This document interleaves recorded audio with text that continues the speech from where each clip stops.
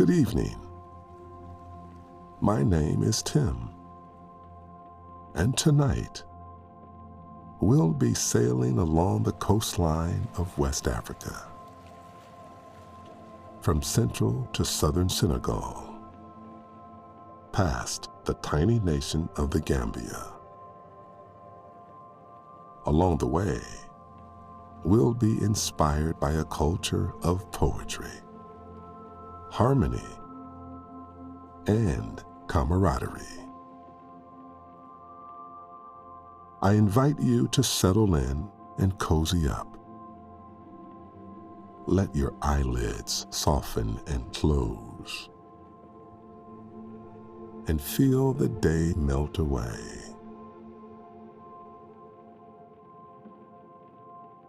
Now, let's begin our story.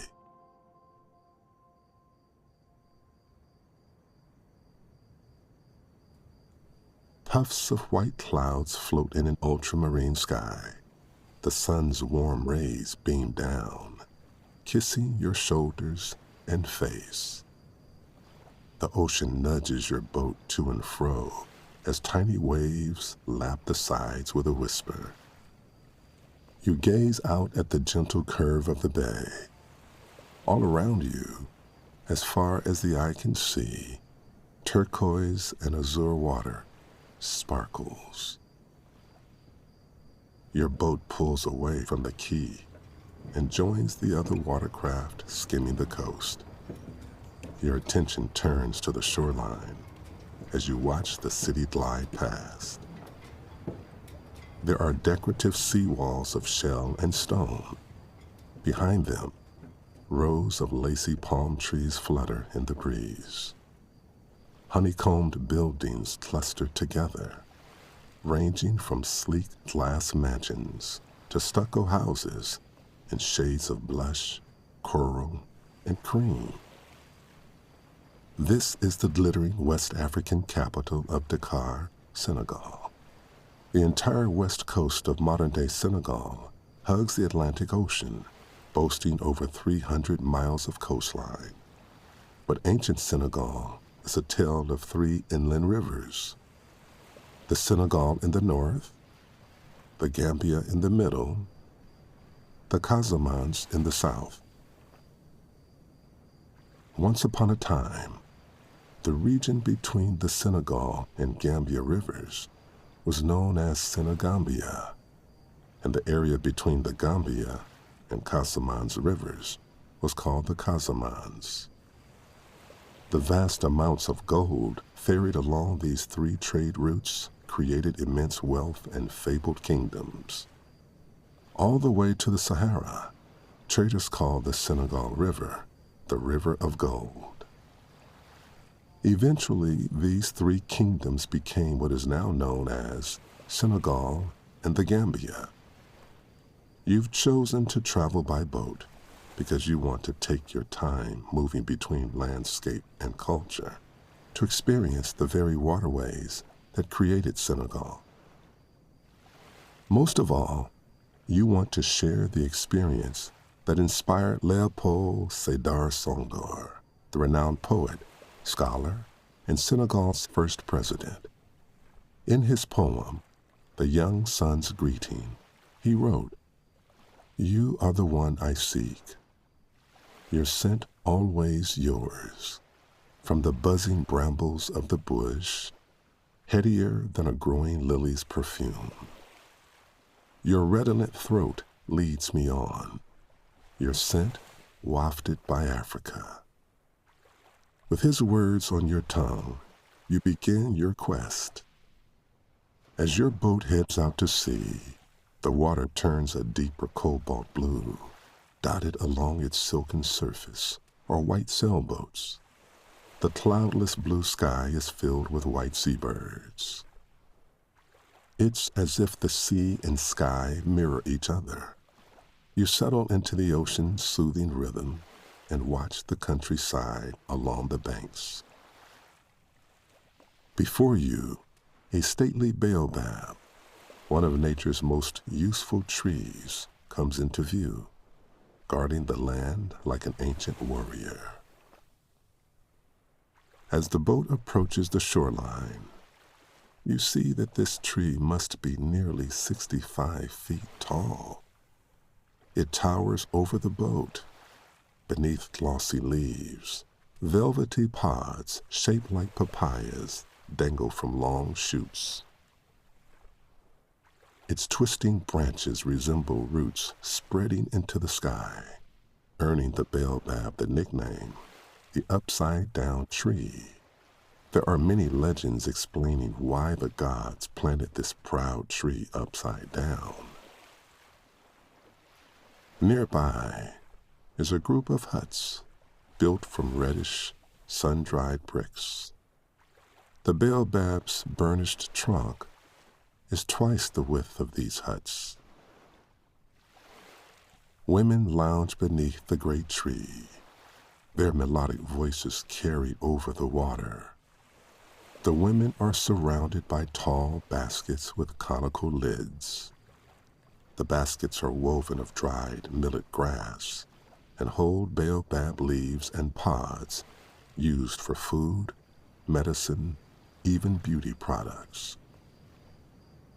Men recline in natural seats formed by the baobab's root system. They are knotting fishing nets from supple strands of bark looped around their toes. Children smooth handfuls of baobab powder into mini pyramids, just like the spice vendors in the marketplace. Then you hear the tender chords of the stringed lute known as the kora. This complex instrument is the height of a young child and is comprised of 21 strings attached to a long hardwood neck. The body is a large calabash gourd cut in half. All murmuring stops as the villagers collectively hold their breath. Everyone turns to watch an elder, clad in a long tunic of shining blue damask with silver embroidery. The embellished cap on his head gives him a regal air. This is a griot, part storyteller, part musician, part oral historian. He sits on a low stool, ankles crossed, and cradles the kora's round body between his knees. Its neck reaches high above his head. He slides leather tuning rings up and down the hardwood neck and plucks the strings. The griot is about to begin. With earnesty, you watch this scene of the griot singing beneath the baobab's immense canopy. This same sight has existed in every West African village, every generation, all the way back to the 13th century. Both the griots and the baobabs are essential to their life, and both have learned to adapt over time. Griots have transformed into popular musicians and hip-hop artists. Baobab trees have evolved to flourish in the northern deserts and the southern tropics. The largest succulent in the world, these giants of Africa can live to be 3,000 years old. No wonder they're called the tree of life. No wonder baobabs are where griots are laid to rest. You wish you could stop to enjoy this performance, but you have places to be. The boat continues on its way south, and you notice the landscape changing. The air grows thicker. You inhale the cool aroma of wild mint. Rolling plains and desert scrub give way to jewel-like clusters of emerald forest. A narrow spit of sand indicates that you are nearing Senegal Delta, where two marshy rivers wind together and empty into the Atlantic Ocean. The flat horizon plays tricks on your eyes. It blurs into an endless expanse of water, earth, and sky. Strips of aqua, jade, and tan. According to legend, this magical spot is where two of Senegal's ethnic groups originated. Once upon a time, two sisters were traveling in a boat, which split in two at this very place. One sister drifted south to Casamance to birth the Jola people. The other sister drifted north to become the mother of the Serer. You gaze at the mesmerizing swirl of Sage River, midnight ocean, and pearly sand. You imagine the griot singing this tale. You can feel the power of this place. Past the sandbar, the boat slows. The air is soundless and smells of minerals and herbs. You putter through a giant maze of teal and sepia wetlands. One curve in the river reveals flamboyant flame trees tipped with red-orange flowers. Another loops past windswept islands studded with bleached driftwood. One route leads to a misty lake. Another passes empty wooden piers stretching into the distance. Within the delta is a rich biosphere that supports a wide array of animal and plant life and houses a national park that contains over 200 islands and shellfish mounds. A pair of gray horses strolls a nearby beach, flicking their tails. They nuzzle close, as if whispering secrets to each other. A splash draws your attention to the river, a large rock covered with mossy algae floating by. Curious, you lean forward to peer more closely. It's not a rock at all. It's more like a seal, but with a flat paddle tail. It glides underwater like a miniature blimp, propelled by two flippers. You are seeing your first West African manatee. The manatee rises to the surface. It momentarily lifts its famously wrinkled snout out of the water and opens its nostrils. You can see how its closest relative is the elephant. With its nostrils closed, it drifts back down and hangs weightless, suspended. It regards you through the clear water, friendly. You understand how ancient sailors mistook them for mermaids. Around the next bend, you find yourself surrounded by birds. They carpet the water, speckle the bushes, nestle among tree branches. It's a tapestry of texture, color, and sound. Every winter, Senegal's skies filled with winged visitors. They arrive from all over Africa and as far away as Europe. A third of the country's nearly 700 bird species are migrants. All are welcome. The boat pauses beside a colony of great white pelicans. They snuggle close together on the marsh. a perfect symmetry of alabaster plumage, azure bills, and tawny throats. They don't seem to mind your presence. A few are fishing together. They skim over the water in formation. Those in the back flap majestically, black-tipped wings on the sparkling surface.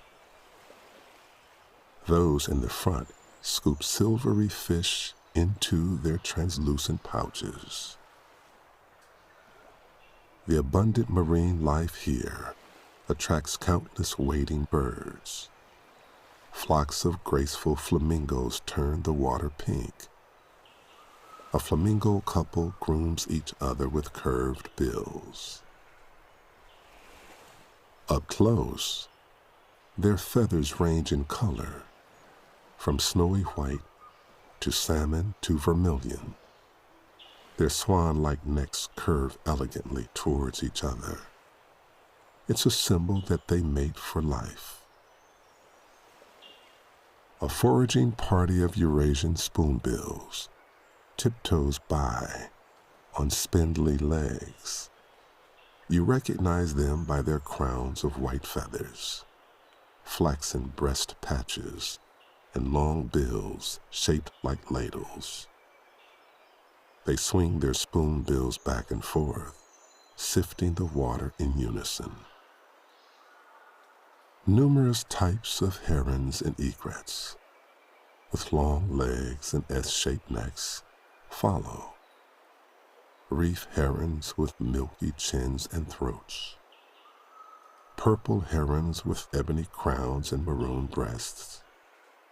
Gray herons with crests like feathered headdresses.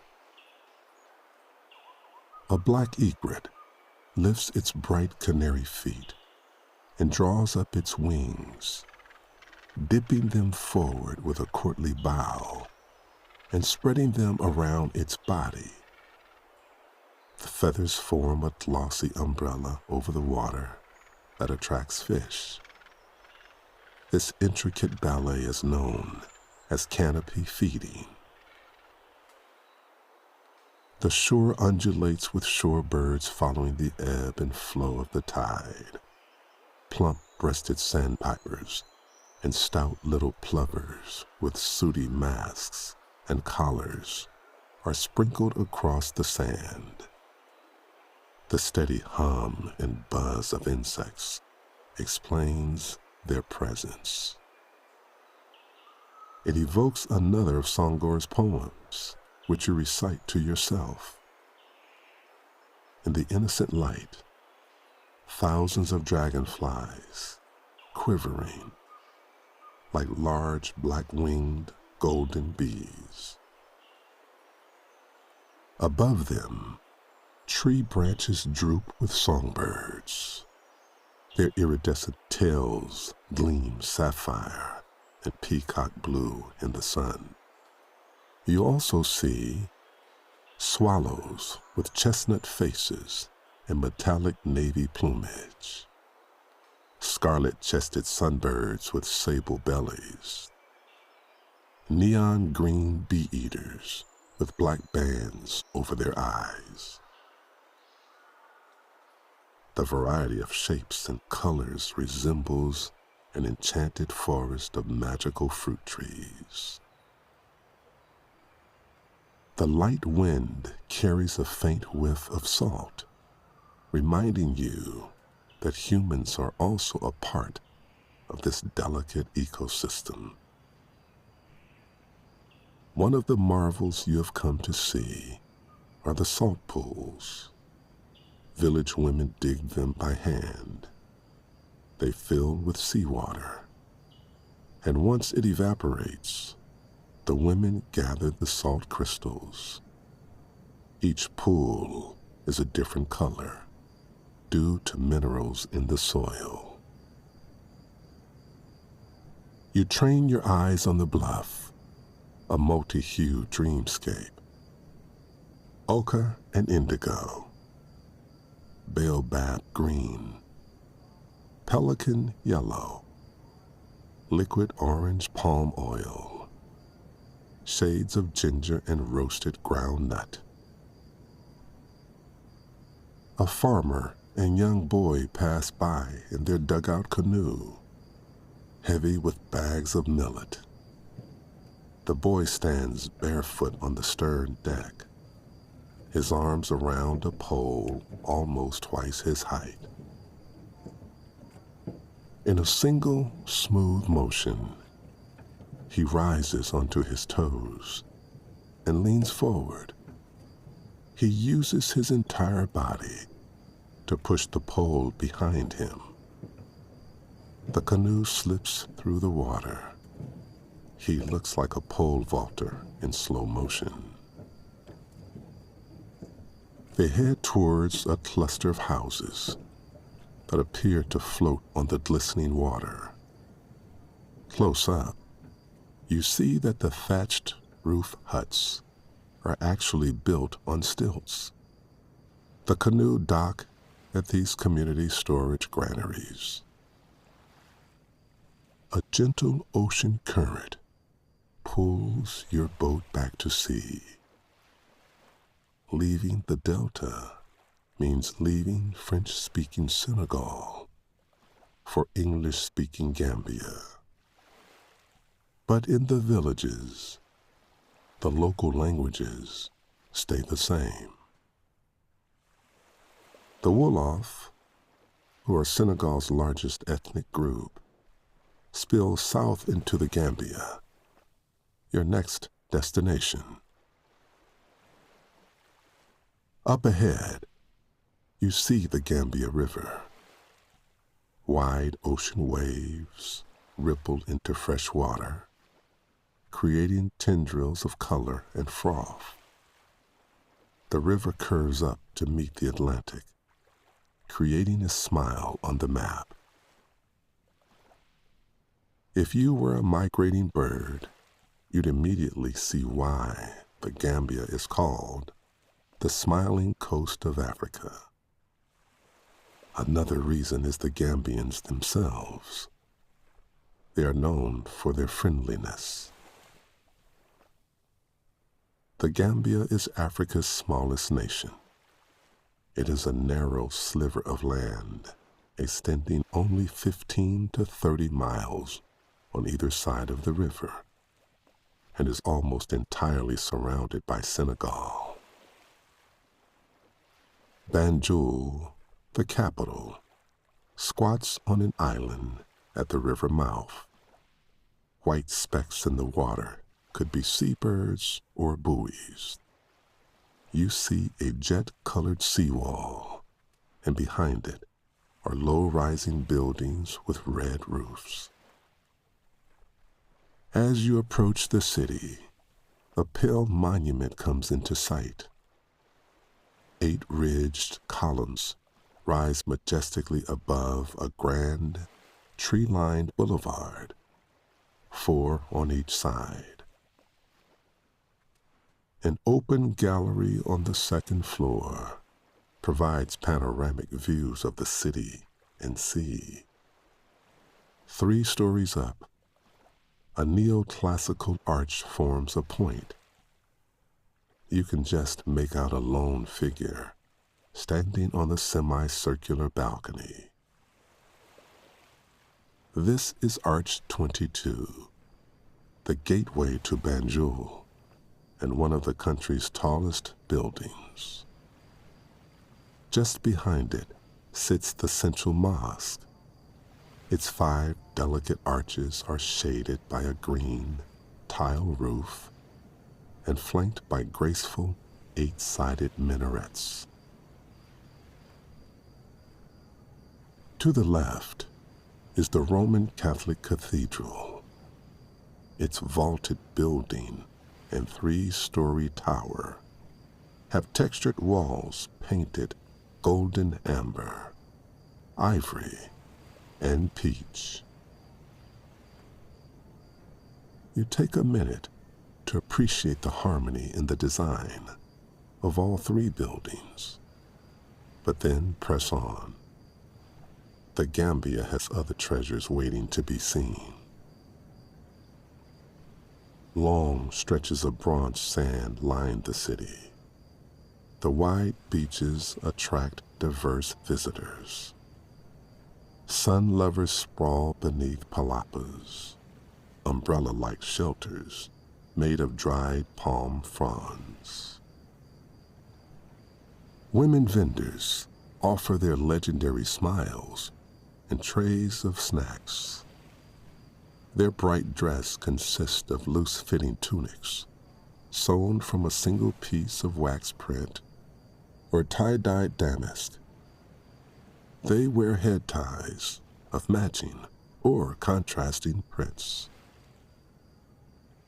Herds of small, fawn-colored cows wander the surf.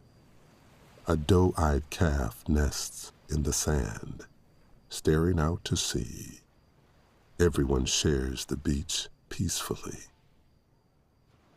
Your boat cruises past a sleek 4-lane bridge that links the island to the mainland. Pleasure craft ply a satiny sheet of water. Now, it's just a short journey to southern Senegal.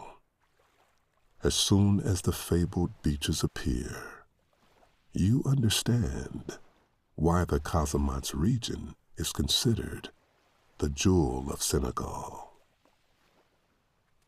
Feathery coconut palms and banana trees edge miles of alabaster sand. Lush mango forest surrounds an emerald quilt of rice paddies, melon patches, and fields of millet and groundnut. But the third river is what you've really been waiting for.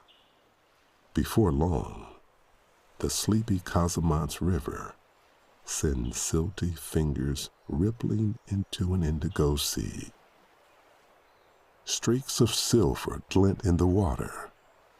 It's a pair of playful bottlenose dolphins, trailing you like a welcoming committee. They poke their familiar-looking beaks out of the water with big dolphin smiles. A slap of their flukes sends sprays of refreshing water over your sun-drenched cheeks. Your boat noses into the river, where children wriggle in the shoals. The dolphins loop around the children like friendly, oversized puppies. As you pull away, the boat leaves a trail of white bubbles and sea foam. The spirited pair of dolphins follow, catching clear blue waves and surfing in the boat's wake. Eventually, with joyful, arcing leaps, they head back out to the open sea. Breaks in the trees offer glimpses of village life along the riverbank. It's like a moving painting of color and light. Women in flowing kaftans, known as boo-boo, saunter along red dirt paths.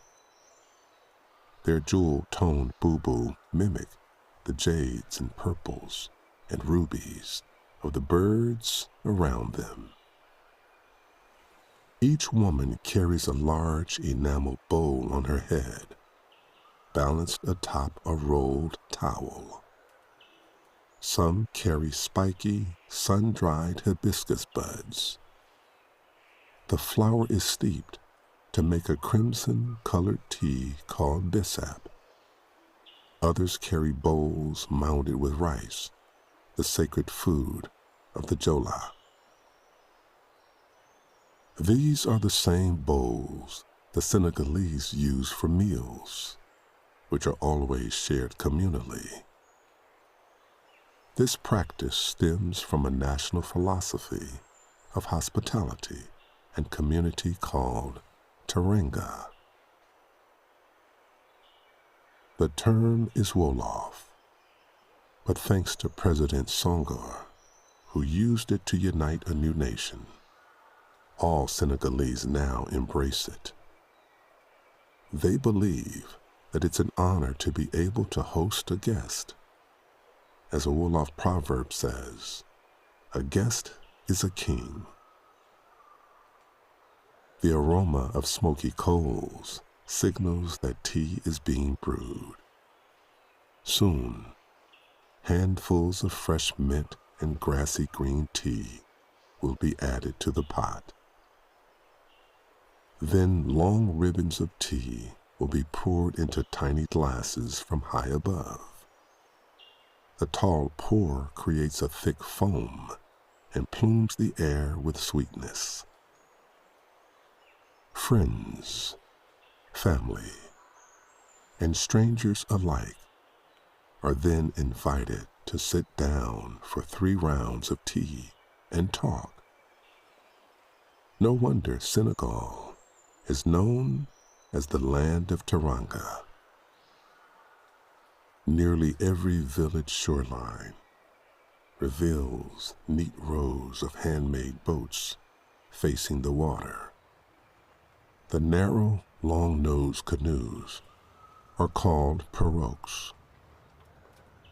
Some have small, rounded canopies to provide shade. Others are studded with tiny flags on their bows. The dugout interiors are painted baby blue, rose, and seafoam. Their white wooden hulls are hand-decorated by master boat makers with designs for good luck. Most are the colors of the Senegalese flag: forest green, sunflower yellow, and crimson red. The artisans personalize each pirogue, painting family names, religious proverbs, traditional symbols like eyes, and colorful arabesques, and even soccer team emblems. Sinewy fishermen perch in their boats, mending clouds of lacy nets by hand. As you watch them chat and prepare to fish side by side, you remember the cooperative pelicans and spoonbills. Young village children use the boats as lawn chairs. They sprawl atop the boat decks, mesmerized by the men's nimble fingers. Their tiny sun-kissed limbs dangle over the bows and sterns. Senegal has nearly 20,000 pirogues. Some claim that the country's name comes from Senegal, the Wolof phrase for our boat. Behind the fishermen sits a distinctive Jola house. It's shaped like a donut, and a large opening in the thatched roof allows rain to drain through. The shape also allows extended families to share a circular courtyard. Jola society is egalitarian. All villagers are considered equal and do the work they want. Even their proverbs reveal the importance of community. One proverb says, "The best medicine for a person is another person." The boat enters a channel of salt water, thick with mysterious mangroves. These tree-lined tributaries are called bolongs. The dense thickets of shrubs are as vital as the baobab, and even more adaptable. Mangroves flourish in salt water, filtering water and carbon. They send knobby roots into riverbeds, helping to bind loose soil. Oysters and mussels encrust their tangled underwater roots. Baby fish and crabs call these roots home. Together, these vital mangrove systems underwater meadows, and shallow inlets fed by the tides are known as blue forests. You wind along tranquil waterways. Pink clouds reflect on the mirrored surface for miles. There is no distinction between aquamarine water and sky. The soft ocean breezes lure you back out to sea and further south. Your final destination awaits you, Cap Skirring, one of the finest beaches in West Africa. Eyes on the horizon, you spy rolling hills, thick with vibrant vegetation. Below, a vast bay beckons. As the boat heads towards shore, a smooth silhouette in the water catches your eye. It's a green sea turtle, the largest of the hard-shelled sea turtles.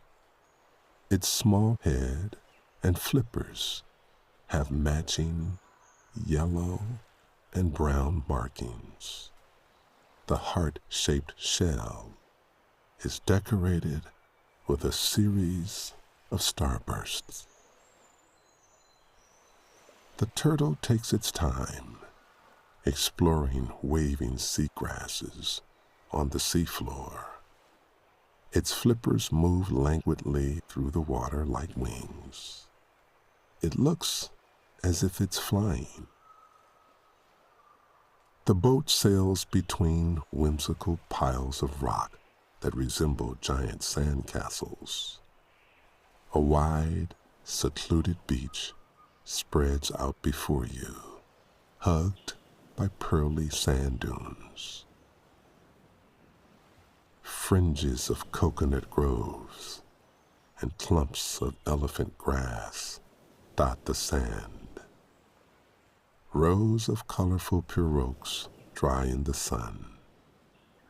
For generations, Cap Skirring has been a sleepy fishing village. The boat slides onto the shore. You pick up a towel and step onto the beach. The coastline is absolutely flat.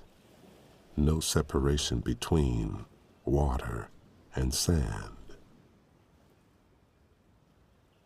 Warm waves lap your feet, the same soothing temperature as the air. With each step onto the beach, your feet sink into a pillowy cushion of sand. Powdery grains sift through your bare toes. Except for a small herd of cows dozing in the distance, you have miles of beach all to yourself. You spread your towel on a pristine stretch of white sand and kneel down.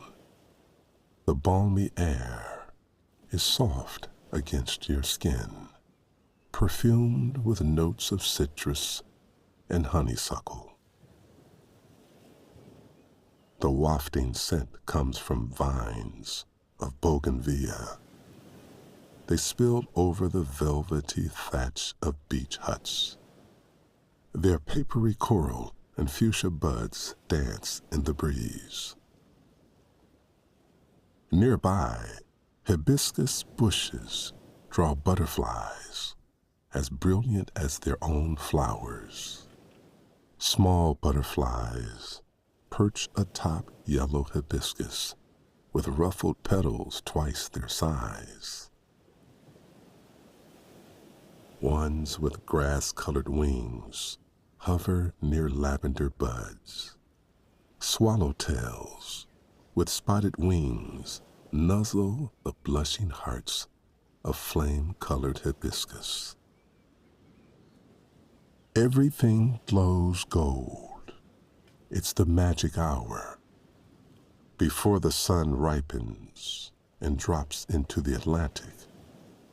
High above, ripples of clouds texture the sky rose gold. On the horizon, waves shimmer like crushed silk. You lie back, feeling the sun-warmed earth through the towel. It's time to relax and contemplate how life is as limitless as the earth, water, and sky. There are so many lessons to carry with you. The satisfying rhythm of the sea and its tributaries show the value of slowing down.